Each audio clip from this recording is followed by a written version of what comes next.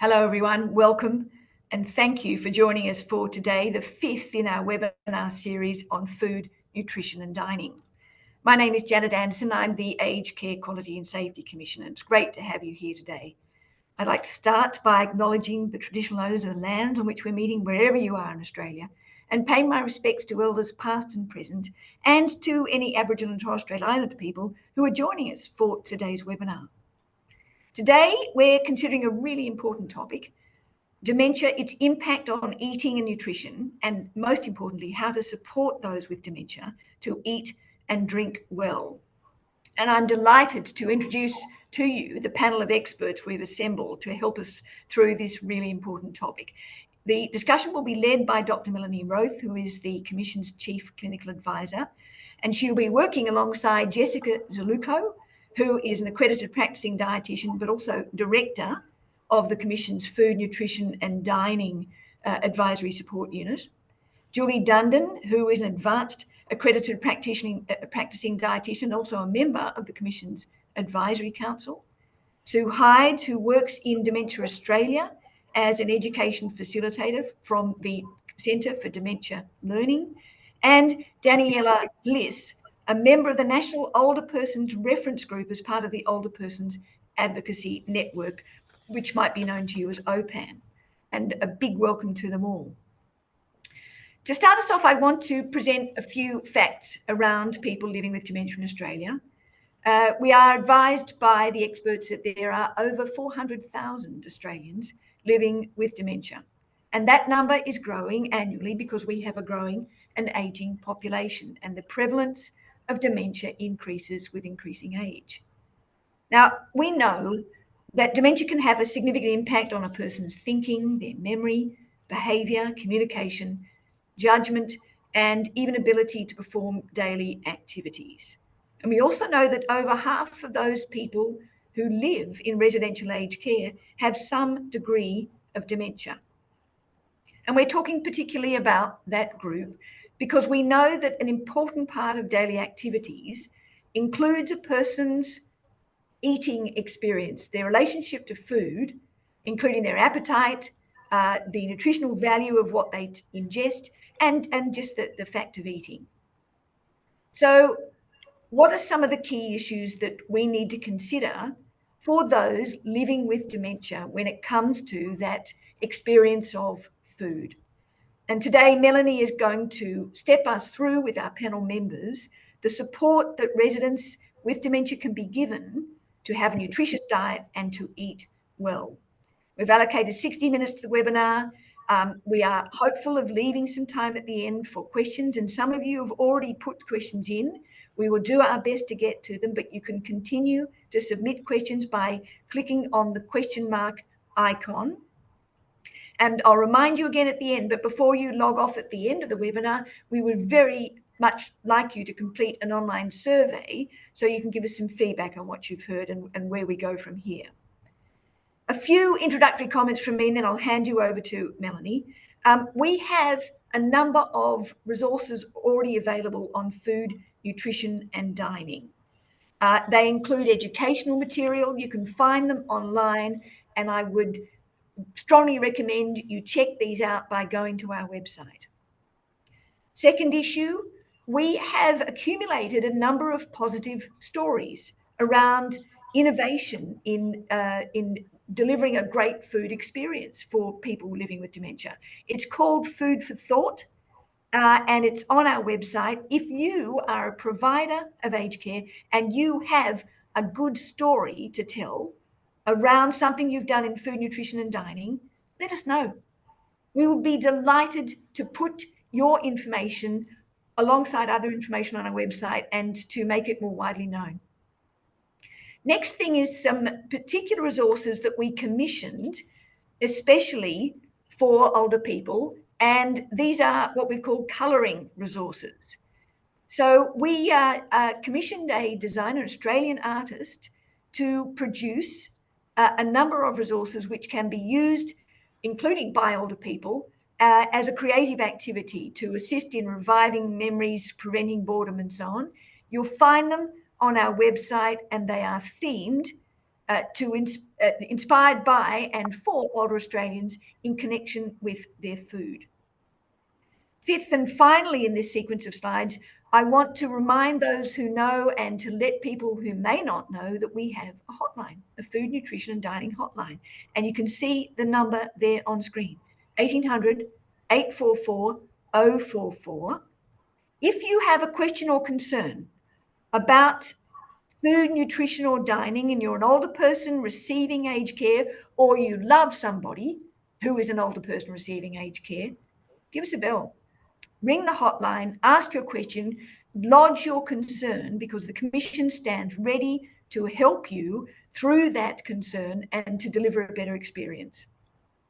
So, onto the webinar proper. I hope you find it both informative and inspiring. Melanie, over to you. Thank you, Janet. Look, this webinar topic is particularly dear to me for a number of reasons. The selfish one is that I may well be one of the Australians who are aging and goes on to develop dementia. And I really, as a foodie, want to hope that all things related to food go very well for me personally. Supporting those with dementia to eat and drink well is such a vital area of care, and yet it's one that is commonly taken for granted or overlooked. A person's need to eat and drink well and their right to eat and drink really well doesn't stop, of course, when dementia is diagnosed. But things might change and we need to think about it properly. The importance of food goes way beyond the body's requirement for nutrition. It's a fundamental experience which extends into many other aspects of a person's well-being. When we get this right, many things go well for the person, and we're doing the best we can for this important part of their quality of life. So we really hope today to be able to share knowledge, tips, practical advice, and some stories that you can take back to your service or to the person you're caring for, to improve the food, nutrition and dining experience of those living with dementia. So today we're going to talk about how dementia impacts the ability to eat and drink well. We're also going to talk about the importance of nutrition for those living with dementia, ways to improve food, nutrition and dining for people living with dementia, how to identify changes and develop strategies for managing these things, supporting a person's culture, choice and independence with meals, and the importance of food and meal times and how that has to be taken into account when you're creating a dementia-friendly dining environment and enhancing the enjoyment of meals. And often this needs to include personalised approaches, and that's particularly so when people develop dementia. As Janet mentioned earlier, please submit your questions. We're really keen to know what things you want to know more about and hope that some of your questions are answered during the presentation. But if I can start with Sue. Sue, you're an education facilitator from the Centre for Dementia Learning at Dementia Australia. I know you're also an occupational therapist and have a graduate certificate in dementia care. So can you tell us what dementia is and what are some of the reasons why someone might not be eating and drinking well? Thanks, Melanie, and hello to everybody. So dementia describes a set of symptoms caused by disorders affecting the brain, and it can affect someone's thinking, memory, ability to problem solve, but so much more than that. And it really depends on which part of the brain has been impacted and what type of dementia the person has. So I'm just going to look at a few of the key areas that really impact somebody's food and dining experience if they're living with dementia. Probably one of the most important ones is communication. As the person progresses with their dementia, they may find it much more difficult to find their words, actually be able to explain what's important to them. They may revert back to their second language that can complicate, obviously, communication even more. And it may be as simple as them not being able to express, actually, I don't like that food, I need the toilet before I eat, and that's too hot, that's burning me. So this can all impact on the person's ability to make choice. As the person progresses, their cognition and memory is going to decline, and they may sometimes say that they've eaten already when they haven't, or they may say they haven't eaten and they've actually eaten several times during that day. Certainly my mum-in-law will often say, no, she doesn't want food, but she's actually starving, and you'll actually put food in front of her and she'll eat the whole lot. And you can see that she's really ravenous because of the way that she eats it. And sometimes people have difficulty as they progress to actually read. So, you know, a written menu is not able, it makes it very difficult for somebody to make choice. There can be a lot of sensory issues that happen. So sometimes people will lose their sense of smell, they'll lose their sense of taste, which impacts on the actual enjoyment of the food. But also for some people, food actually tastes awful now, and there's only certain foods that taste okay. And you may see people spit their food out. This can sometimes be because their mouth is sore, their dentures don't fit, but it can also be because the food doesn't taste nice anymore to them. And you'll often find people will crave sugary foods. And certainly with frontotemporal dementia, there tends to be a much more acceptance of food if it is quite sweet. There can be perceptual changes. So somebody may not be able to see the food on the plate or the plate on the table if it's white on white, because there's no contrast there. And that can impact the person's ability to be independent. But also sometimes the person may not be able to know what to do with a knife and fork anymore. And we had a gentleman that couldn't eat independently when he was at home because he ate by himself. But when he was at the day unit and people were all doing this together, he was actually able to independently eat with that visual prompting. There can be physical things that can impact on the enjoyment of the meal. The person may be uncomfortable, they may be in pain, they may be sitting in a wet continence pad and don't want to eat until that's removed. They may have lost the ability to have fine finger movement, so it's actually quite hard for them to hold cutlery. And they may have a sore mouth, and sometimes they might not, certainly as the dementia progresses, they may not be able to swallow. Thanks very much. Jess, can I ask you what your thoughts are on this as a dietitian and as our director of the Commission's Food, Nutrition and Dining Advisory Support Unit? Yeah, thank you, Mel. So as Sue has discussed, there are many reasons as to why a person living with dementia may not be eating or drinking well. And I have to say, most of which I've observed and supported in my experience as a dietitian across the sector. But I would like to take the opportunity to highlight two of the physical reasons identified that are a focus for the Commission under our 4 priority areas for food, nutrition and dining. The first of which is eating, drinking and swallowing difficulties, or dysphagia, which is actually estimated to affect half of all older adults living with dementia in residential aged care. If not identified and managed adequately, dysphagia can significantly impact on a person's health and well-being and affect their ability to eat and drink well. It places them at an increased risk of aspiration and choking, chest infections, dehydration, malnutrition, and in worst cases, death. In fact, research tells us that in moderate to severe stages of Alzheimer's disease, dysphagia prevalence is extremely high, affecting up to 93% of those with this condition living in residential aged care. It's important to note as well that someone living with dementia may have difficulty in recognising and communicating when they're experiencing these difficulties. Therefore, it is vital that caregivers can recognise the signs and how to respond and manage to them appropriately. These can include coughing when eating and drinking, shortness of breath, effortful chewing and swallowing, unplanned weight loss, and recurring chest infections or pneumonias. The second reason I'd like to highlight for why someone with dementia may not be eating or drinking well is poor oral health, as like dysphagia, those living with dementia are at an increased risk. Inadequate or inappropriate oral hygiene practices, including poorly fitted or incorrectly worn dentures, can cause things such as ulcers, infections, thrush, and other conditions of the mouth, gums, and teeth. This can often result in pain, discomfort, illness, and distress, which can impact on the ability to eat and drink well.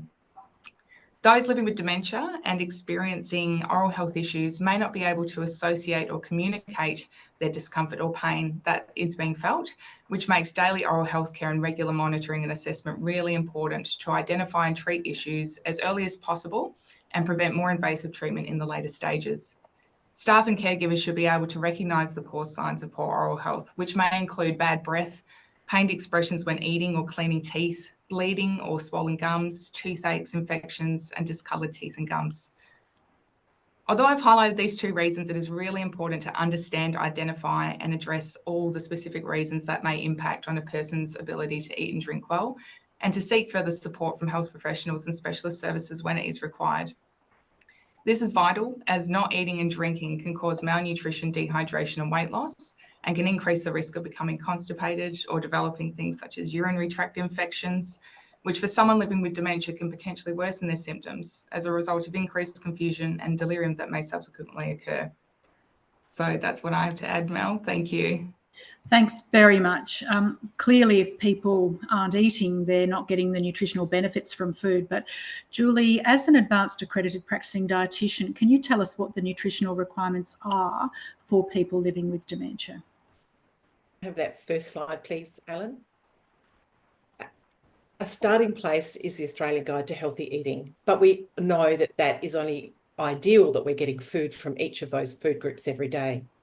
We know that we need to modify that. So some of those discretionary foods that we would classify discretionary for us become often major sources of nutrition for our residents with dementia. So we need, and the challenge we have is that we have no dietary guidelines for older people, let alone dietary guidelines for people with dementia. So we are working with this model, and we know it's not ideal, but it is a starting point.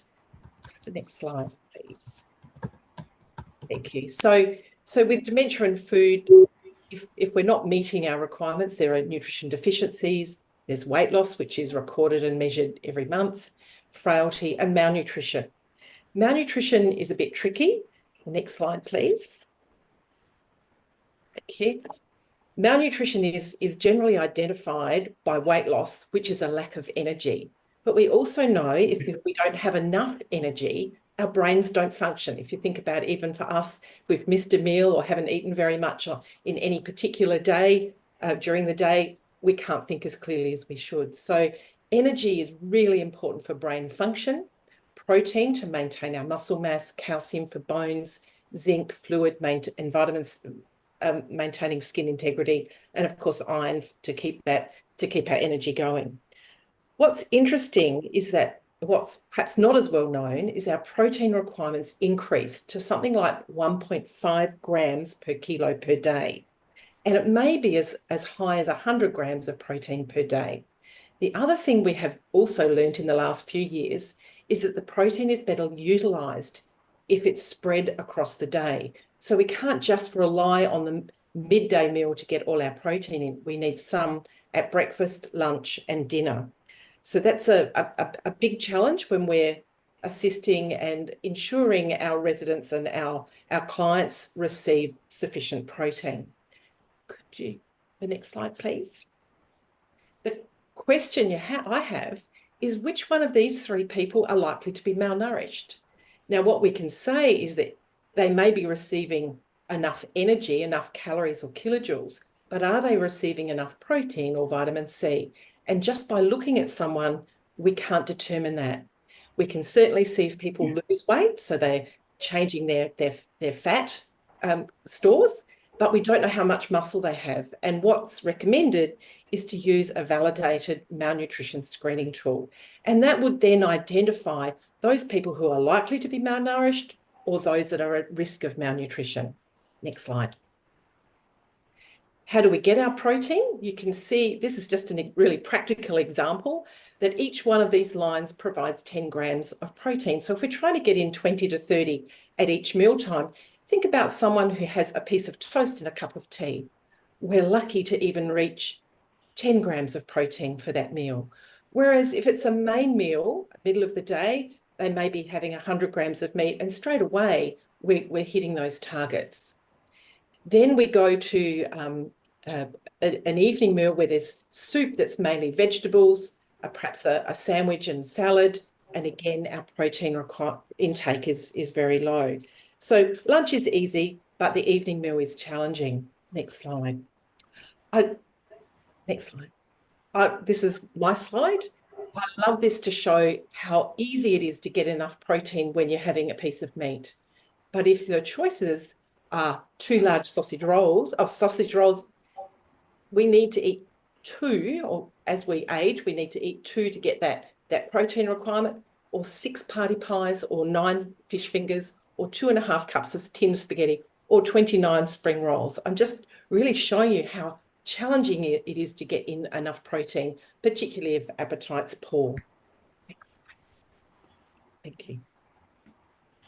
Thanks. So clearly dementia will affect many things related to eating and drinking, but nutrition also affects dementia. Good care and good clinical care and good health are obviously very, very linked and all flow on to the quality of life of the person, which is what we are all wanting. Daniela, I know that you've been caring and advocating for people living with dementia for over 20 years, and you've also got experience in caring for people from different cultural backgrounds. So can you tell us what some of the challenges you've seen in your experience? Yes, hello everybody. And yes, I have mostly experience with people born overseas and therefore not so used to Australian food. And I've got so many stories I could share. For example, any type of mashed potato drove my mom into despair, and she argued, I am not a baby. What is this? And I have few relatives and friends now who say exactly the same thing. What is this persistence of mashed potatoes in residential care facilities? We've got rice, gnocchi, polenta, lasagna. Let's look at other options. When I physically spoon feed my relative, who unfortunately is not able to eat alone, has cognitive decline, has difficulty swallowing and aphasia, it is mostly a great experience for both of us because I am giving him the food prepared by my sister, who is his wife, or myself, and therefore it's culture appropriate food from our country. This is what we are used to all our life here, and most migrants are the same. But when the staff member from his residential facility where he now is gives him a very healthy, well-prepared meal from their kitchen, he becomes depressed, he becomes angry, he gets anxious, he develops swallowing difficulties and choking. So we are not paying enough attention to what is going on mentally in the person who is being given food that he doesn't like and doesn't recognize. Another food item is gravy. Pour over all the whole meal. My aunt became totally agitated when she was forced to eat this and other things such as Christmas pudding, sandwiches. And believe it or not, in many European countries, pumpkin is fed to domestic animals. So pumpkin food, it's a definite no-no for us. I do believe there is too much emphasis at the moment on healthy foods for people with dementia in their 80s, 90s, too much on creativity in the kitchen and not enough on communication. What do you enjoy eating? Do you prefer white sauce to gravy? Are the pieces of meat too big for you? Do you need assistance with cutting and eating? And then I have seen some terrible scenes of one staff member, yes, we have shortage of staff, feeding 3 people living with dementia at a table at the same time. It was worse than watching a mother pelican feed their little chicks.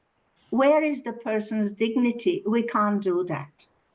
It is clear that people's meal experiences differ, but let us concentrate on what we can do to improve it, because I strongly believe there is no barriers when we want to improve. Thank you so much. You're absolutely compelling with some of the examples you give. So Sue and Julie, are these things that you see in your experience too? And critically, are there any strategies to overcome some of the challenges that that Daniela has mentioned? So Sue, I'll start with you. Thanks, Melanie. Yeah, there's definitely what you've mentioned, Daniela, we see all the time. We hear reports about that. I think as well that the important part of it is to remember that the kitchen is the heart of the home for many people. And, you know, enjoying dining is part of, you know, being involved in menu choice, prepping the food, you know, cooking the food, serving and clearing away. And I think we need to try and sort of aim towards that more, getting people engaged in that whole process, because they enjoy the meal more at the end if they're involved in that whole process. In the dining room, we need to make sure that it's conducive to dining. You know, are the noise levels okay? Is it familiar and home-like? Not providing medication at mealtime, that can impact somebody's ability to enjoy the meal because of the taste, but also it interferes with the flow of that dining experience. Ensuring there's contrast, as I mentioned before. I had a lady that, she kept dropping her cup off the edge of the table because the table was wooden and the floor was wooden, and she actually couldn't differentiate where the edge of the table was. And another lady who was being assisted to eat because she had a visual impairment, but she also had dementia, and she couldn't see her white yogurt in a white bowl on a white table. And just by enabling her to have a bowl with a coloured lip round the edge would actually enable her to eat. And she would, she would demonstrate what we class as a behaviour, because she would be agitated that people were trying to assist her when she could do it herself. Jess has mentioned some of the assessments that are there. We need dietitian speech pathology assessments.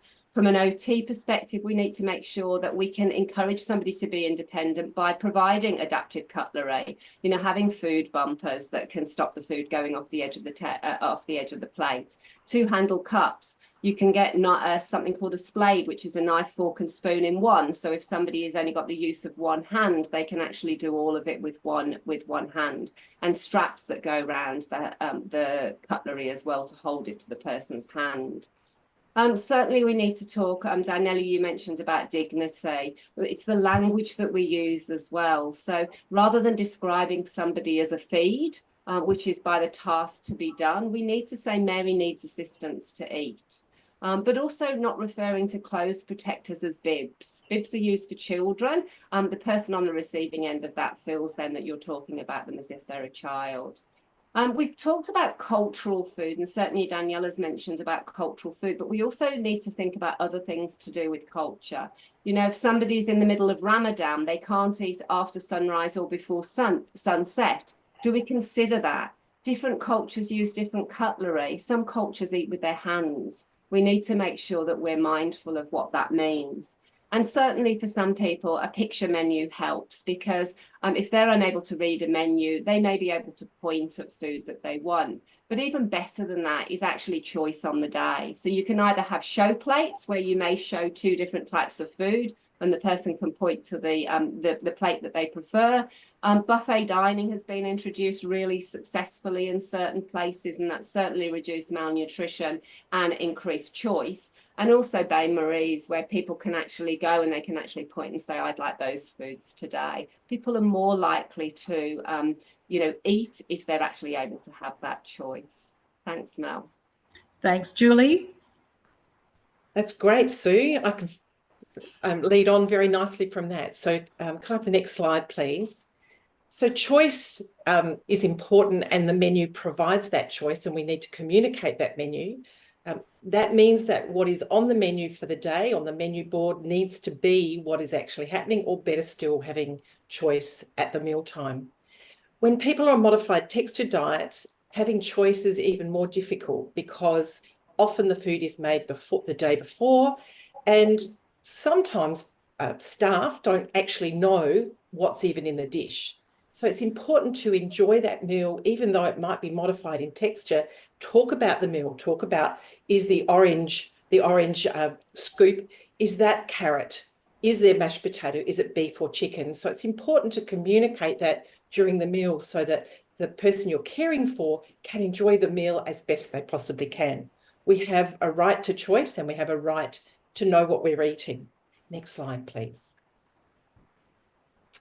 The other thing to remember is not to overwhelm someone, and particularly as a follow-on from COVID, I'm finding that many residents are choosing to eat in their room, and they have a tray service. And on that tray is all of those menu items, and that can just be overwhelming. And in fact, the result can be that they don't eat anything. So taking off one thing at a time may be a really good strategy. Next slide. Thank you. On the other side of the coin is to have food available at any time. So these photos have been taken inside homes, aged care homes, where residents and staff can access that food anytime they like. It may not work for everybody, but this worked for these homes, and you can see there's ice creams, there's fruit juices available at any time. Please, the next slide. And again, leading on from Sue's comment about having red plates. The research has been done about with red plates, and seeing the the outline of the plate and actually identifying food is there, you could use different coloured plates. It doesn't need to be red, but it's that colour differentiation that's important. So they know, and we know and can see the food is on the plate. Yeah, next slide, please. Another option is looking at finger foods, and certainly having foods that are nutritious, tasty, and consistent with the person's preferences. Finger foods can work. Remember that as a guide to healthy eating. And if I could have the next slide, it's easy to see that we can have foods from each of those food groups that are delicious, that don't need assistance with a meal, that you can eat a whole wide range of foods that are tasty and according to the person's preferences. Thank you. Thanks so much. I think we can really begin to see that recognising that caring for those with dementia, attending to food and dining is a critical piece of that care, and we need to think about it and not take it for granted. So it's not just the dining experience and not just about nutrition, although obviously these are so important. If you're getting food, nutrition and dining right, it'll get many other aspects of your care arrangements right. And conversely, if food, nutrition and dining are poor, that may be showing that there are many other things in your organisation that could be done better. Jess, what types of challenges, questions or issues are you seeing coming through to the food, nutrition and dining unit in relation to dementia? Yeah, thanks, Mel. So through the Food, Nutrition and Dining Hotline, our team of dietitians and speech pathologists are mostly receiving and supporting calls regarding choice and the quality of meals and communication and engagement strategies at mealtimes. So more specifically, the provision of texture-modified meals and ways to improve communication and engagement with people who are living with dementia to have input into the menu and be provided ample and reasonable choice. So we're receiving calls from consumers and their representatives for guidance on how to access support and advice from health professionals, specifically when they are concerned meals are not being managed or enjoyed, especially when texture modified.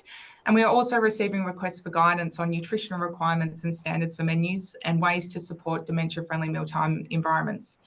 Similarly, providers are calling us for advice, guidance and resources on ways to support and provide choice, particularly when consumers, again, are recommended for texture-modified foods and may be refusing these, or can no longer verbalise their food preferences or make their own meal selections. So the main challenges and issues we're seeing and hearing through the unit as well when we're supporting activities, we're providing education and feedback on these also, is that there's a lack of choice in meals and dining options, as well as poor understanding and adherence of modified food and fluid frameworks and recommended strategies at mealtimes. Additionally, we're observing minimal engagement and communication at mealtimes by staff and promotion of dementia-friendly dining environments, with many services advising of staffing challenges in these areas. In some cases, dining rooms are noisy and distracting, or even isolating for residents who live with dementia, and the use of clothing protectors is a standard process that hasn't considered individual preference and dignity.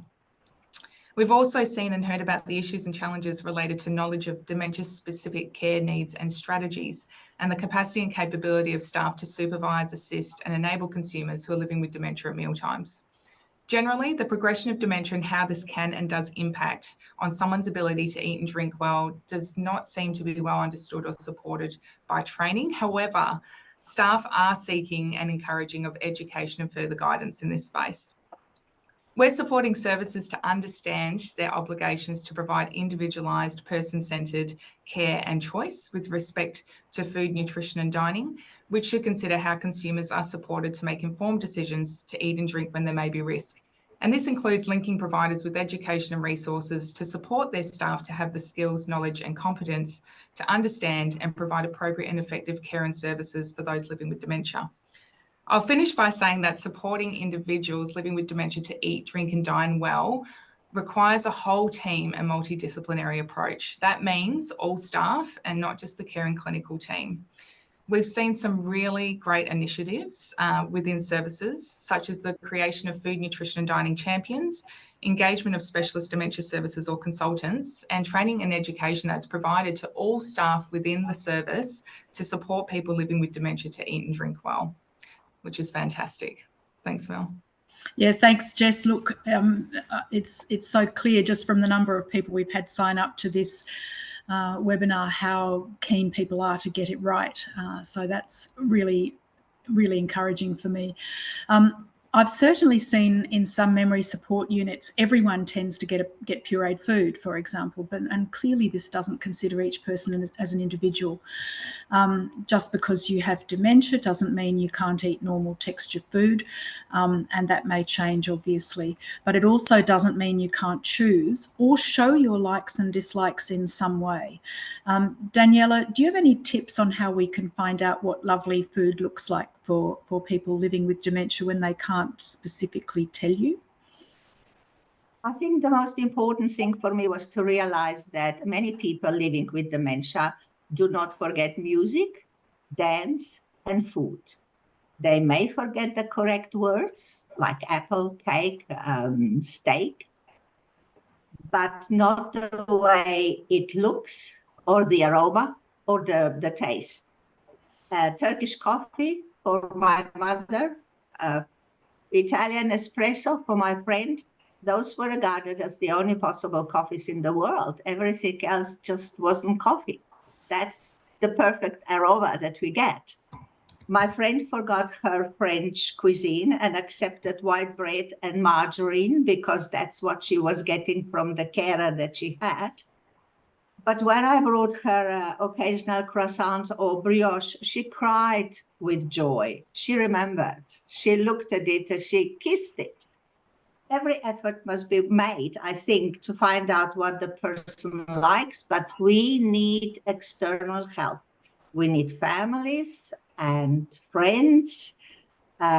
We need to discover on behalf of people who may no longer be able to tell us. Those nonverbal or those with poor English, but nothing is impossible. I think we must get all those people who really know the person together and liaise with the service providers, prepare a menu of well-liked and well-recognized foods, use communication cards with pictures, or small sample foods, and then the person will be able to smile or say boo. Family members coming in, I've seen that, and talking to the chef and creating together something different.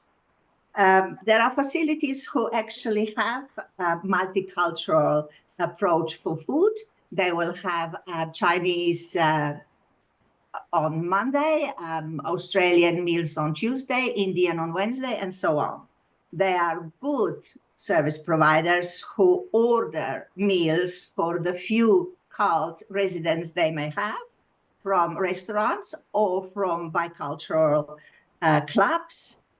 And we should really combine lifestyle and leisure, diversional therapists with the meals, because the two together will ensure that the person eats well and enjoys the eating. And I think, basically just keep on trying, being innovative. It's been too long, just Aussie food. Sorry. Thank you. No, and that's really, you've shown, I think, Daniela, how food can be so powerful. And you've reminded me of a Greek gentleman who said, I'm only ever given Greek food. I like McDonald's too. So it still has to be personalised, but you've shown that very powerfully. Food can really bring a sense of belonging, familiarity and joy, and be a link to the past when other links may be lost. So it's particularly important for those living with dementia, but obviously not only for those people. And that's because of the place food has deep in a person's memories. So Sue and Julie, can you expand a bit more on that theme? Sue starting. Thanks, Mel. Definitely regarding to familiarity, we need to consider what foods the person eats, but also remembering that sometimes people do drift back in time in their mind. For that brief period of time, they may be thinking they're in their 20s or 30s, and so familiar food to them might be very different to what familiar food is now. We need to, consider, past experiences. Some people have were involved with the rationing period. So if you provide too much food on a plate, they actually don't want to eat it because they don't want to waste it. So they prefer not to eat it at all. Consider foods that we might not think are nice. So, I was brought up years ago, it was tripe, it was liver and onions, it was stew and dumplings.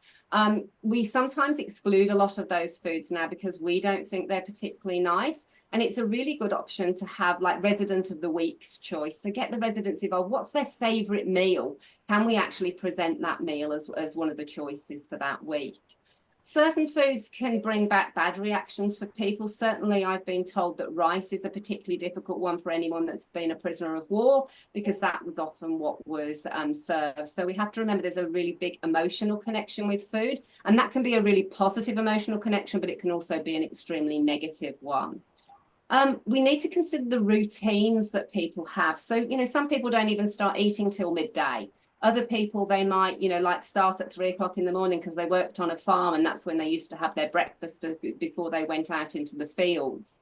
My personal routine in our family was we always had to wash our hands prior to eating. And when I talk to residential care staff about that and I say, do you enable your residents to actually wash their hands before the meal? 99% of staff say no. Now, for me, I wouldn't pick up a sandwich had I not washed my hands first. But also culturally, again, certain people will only, if you offer food in the left hand, they won't eat it because it's seen as the unclean hand. And the right hand is the hand that is seen as clean. You mentioned about gravy, we need to ask more questions. What's the person's routine? Some people don't like their veggies touching. Other people, don't want their food mixed. Other people like that. So we need to, consider what the person's personal routine is around food. Did they always eat in the garden? Did they like to eat by themselves or in front of the TV? The support of the person's choice we need to consider. I had a lovely example given by somebody in residential care where they had a lady that was very agitated because everybody else was getting ice cream, and because she was lactose intolerant, she was given fruit salad, and she was really aggrieved by the fact that she didn't get ice cream. And it was a simple change. They bought lactose-free ice cream, and therefore she was extremely happy next time desserts came out. And we just have to remember short-term memory means that people don't always remember what they've ordered the day before. So it's really important to try and offer that choice on the day, as I mentioned before. Thanks, Mel. Thanks, Julie. Can you add to that briefly? Just a couple of little stories that made such a big difference. If I can just have my next slide. Just simply, this Asian lady, our experience was that she was not eating anything. And of course, she was continually given a knife and fork, and she completely did not recognize it. She was handed a pair of chopsticks, and of course, you can guess what happened. She started eating immediately. So little things can make such a big difference, or they feel like they're little, and they feel so small. And Daniela, your words are so true. We need to think about those cultural differences. The next slide.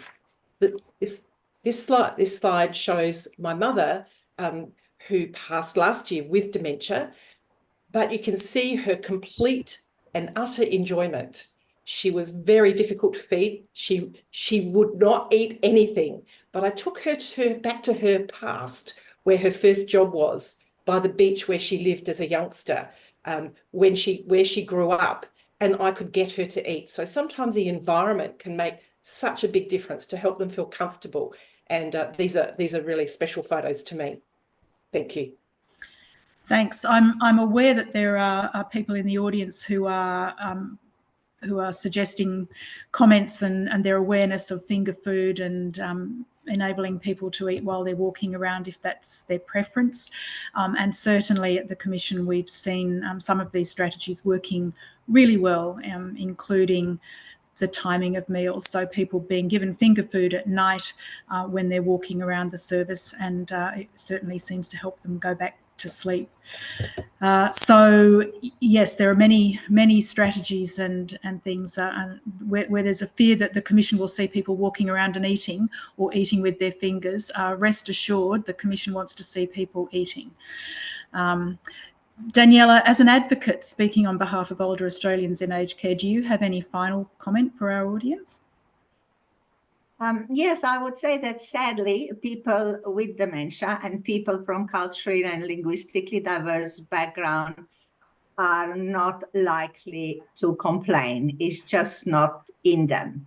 So I think we must make a bigger effort to understand them and to help them find out what they need, what they're missing, what is making them unhappy.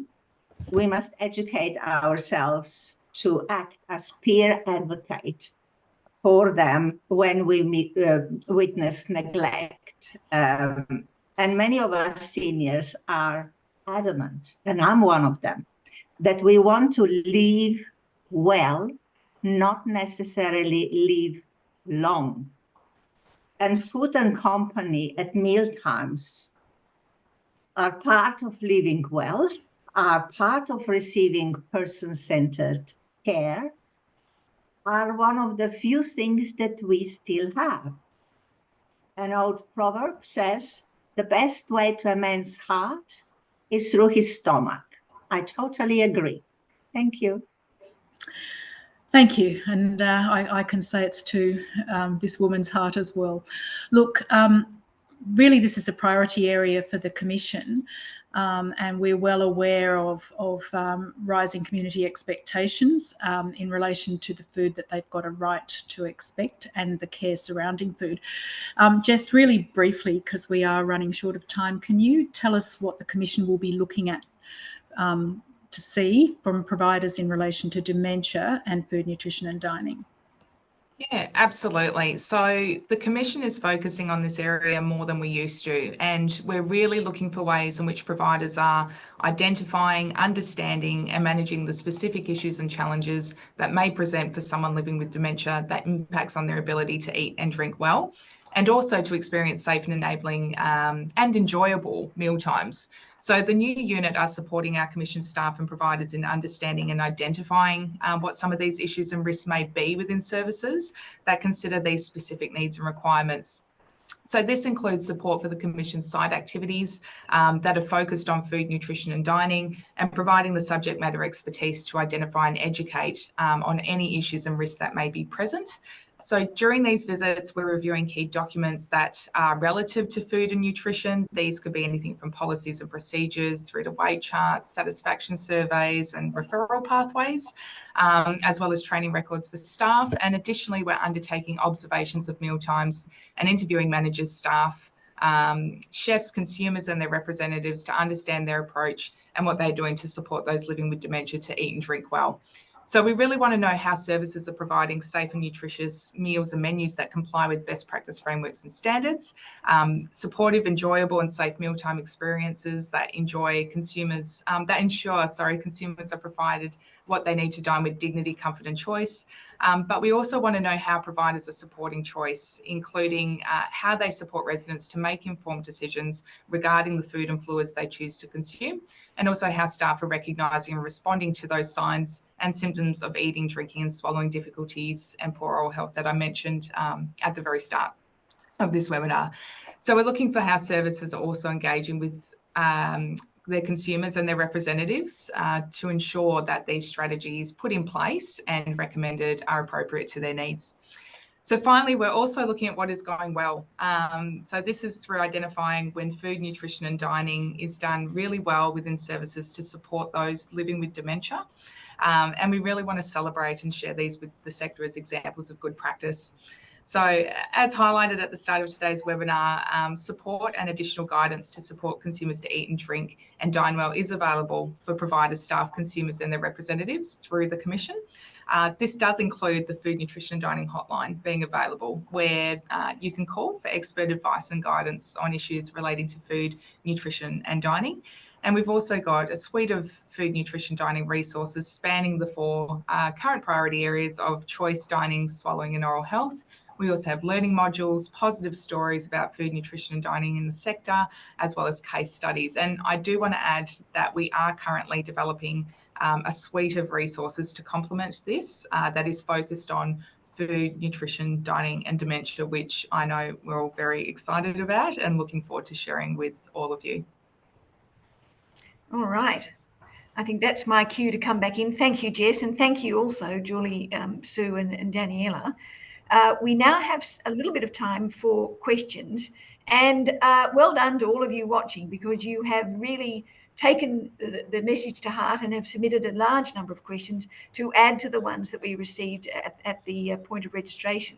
So I'm going to take a selection of them, but I say again, keep an eye on our website, because we will continue to publish information in and around all of the issues that you've raised with us, some of which are very specific.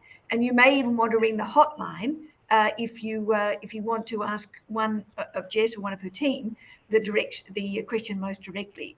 But let me start with something that Julie touched on directly in her experience with her mum. But I'm actually going to ask Sue what advice you have where the resident simply refuses to eat and drink. Thanks, Janet. The first thing we have to find out is why, and there can be 1,001 reasons for that. And people have mentioned that today: sore mouth, needing the toilet, not washing their hands. So we always have to go back to first is, why is the person not eating? And part of that then might be, offering different choices until you know that the person finds what they actually like. And you may, take note of that, write down the things that the person really enjoys. But really, we've got to eliminate first all of the possible causes as to why they're not eating before we can even move forward. Oh, good answer. Okay.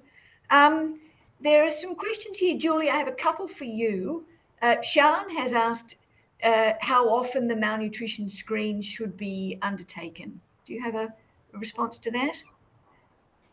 It would at least every quarter, but it could be more frequently than that if their weight loss is significant or their health condition changes. So you'd want to be watching at least every 3 to 4 months. Just routine. Could I add to that, Janet? Yeah. Yes, because Julie and I have actually discussed that malnutrition screening alone is never going to cut it. It's actually much more important to know what someone is or isn't eating and when they've stopped eating. If you wait till you pick it up on the malnutrition screen, when you could easily pick it up at the point of them starting not to eat, or they're not eating enough, you can intervene and not be picked up on the malnutrition screen. Okay. All right. Burum has come through with a question. It's in relation to the introduction of new foods for people with dementia, when they might have a fairly limited memory of foods of their choice in days gone by. Tips and tricks. I might start with Sue. I think with anything, it's always worth trying. We can't go just because it's a new food, the person's not necessarily going to like it. They may not, but it doesn't mean that we can't introduce foods, because the person might like the variety, and that might be part of that. Very much about person-centered care, what's right for that person at that particular time. So I wouldn't waver against offering new foods, but we also need to have those familiar foods as well. Okay. And a couple of you touched on this point that I'm going to ask Daniela. Daniela, healthy versus unhealthy. You have a very clear-eyed view about this. And my sense from what you say is we shouldn't be doctrinal about this, that there's no point in lecturing somebody about whether there's too much sugar in a particular food if they really enjoy that and that floats their boat. Do you have any further reflections to offer us in terms of this notion of veering towards healthy or veering away from unhealthy food? Well, in a lot of cases, most people continue enjoying food that they've had all their life, except some exceptions. My mom adored her chocolates, cream buns, deep fried fish and chicken, remained fit, happy, and healthy. I was starving myself on salads and did not wait. What's the point? And as time goes by, I think still the most important thing is choice, if the person can make it, or supportive decision choice. We look at dignity of risk to the person's health, but mostly We need to give pleasure and joy to the person instead of vitamins and minerals. That's the way I look at it. I'm sorry, I'm not a doctor, so most probably what I say won't apply to the health professionals, but we need to look at everything, at the person as a whole, not just the healthy digestion and the proteins that we need. Let me give Julie the right of reply. Julie, I'm fairly sure you'd agree with that. I'm absolutely in agreement with Daniela, absolutely 100%. The difficulty and the challenge we have is that we don't know what is healthy for older adults. We don't know what the healthy eating plan should be. But what we do know is when someone doesn't have any appetite towards the end of their life, anything we can get in is a bonus. And so we don't have rules. So I think you would find that most dietitians would agree with you. It's when people have a little bit of nutrition knowledge, they enforce those healthy eating habits on older people for no apparent benefit. So I think you'd find dietitians are right with you, Daniela. I think because we understand the challenges of getting that nutrition in. Okay. Yeah. Thank you. Jess, one for you. Craig has made the very pithy observation that everything that's been covered today is relevant to every person receiving aged care, not just to people with dementia. Do you have an observation to make about that? I suspect you'd agree. Sorry, what was that, Janet? It just cut out for a quick second while you asked the question. Craig is making the observation that everything we've covered today is relevant to all people receiving aged care and not just limited to those experiencing dementia. Would you agree? No, I don't. I think that we've covered a lot of points that are relevant to people for dementia, but a lot of this does cover across the board, really, the key issues that we might see. So what we're highlighting today really is those high risk areas for those who are living with dementia and responding to them in an appropriate way, because they will affect people differently, and dementia will, certainly not affect each person the same way, which has been mentioned. So but the fundamentals of individual choice and the person-centered approach to ensuring that people are taking in adequate food, which is nutritious, desirably over the long haul and so on. You know, those fundamental principles are universal, aren't they? They absolutely are. They absolutely are. They're fundamental to everyone. I think a lot of what we've said today really does apply across the board for all residents and all people receiving aged care or who are older adults in this space. So, yeah. Okay. We've had a particular question from Sue W, and I'm conscious of time. Just really briefly, how can you help providers understand the nutrition needs for vegetarians in residential care? Well, you could substitute out vegetarian and swap in a number of other food preferences. But again, I think we're coming back to the fundamental point, Sue, get to know the individual, get to understand what works for them, and do your best as a provider to cater for that taste. Would that be it? Sue? Oh, sorry, you said Sue W. I thought you were... I'm sorry, I was actually asking, I was asking you. Oh, sorry. Yeah, no, absolutely, yeah. I think we need the choices for vegetarians. There should be more choices there. People should have the option to, select what food they like. And definitely need to. And it, as I say, it could be any food choice group, as long as we're attentive to those personal preferences, which may also change over time. And another group of questions has gone to not locking in on what you know about a person now, but making sure that you keep checking back in with them to ensure that if their tastes are changing, their food options are also moving with those changing preferences. And that's another really important. In relation to vegetarians, there was a specific example where actually the Commission received a complaint that their mother, who was a vegetarian, was just getting what everyone else got with the meat taken off. And clearly their protein needs were not being attended to. And for that provider, a dietitian's assistance was made a massive difference. So there are people who can help if you don't know how to manage the needs of a particular food preference. All right. I'm conscious of time. We've really come almost to the end of the webinar, and there are many more questions yet to be addressed, which we will do our best to cover in the information that we're going to continue publishing on our website. So once again, please continue to check on our website for further updates, and don't hesitate to contact us directly if you have a particular question in this area using our hotline. Please also stay online after we've completed the webinar to fulfill or fill out the survey, the post-webinar survey. You can either find it by clicking the handouts section, or you can scan the QR code, which will appear on the screen. There are 10 questions. It'll only take you about 5 minutes. We really do want to hear from you what you thought of today, what further ideas you might have that you would like us to cover, and also what are the key things you're taking out of this webinar, so that we understand how well we've landed some of the information that we've conveyed. Keep an eye out for further publications, further opportunities to engage with us. If you are a provider and you think you're kicking goals on food, nutrition and dining, let us know. We would love to make that more widely known by publishing your stories on our website. So shoot us an email or ring the hotline, get in touch, and we would be delighted to publish your success stories. Thank you, everyone, for your participation. Thank you particularly to my panel colleagues, Jess, Sue, Julie, Daniela, so well facilitated by Melanie. Take care, everyone. We look forward to further engagement with you on this vital topic. Bye-bye.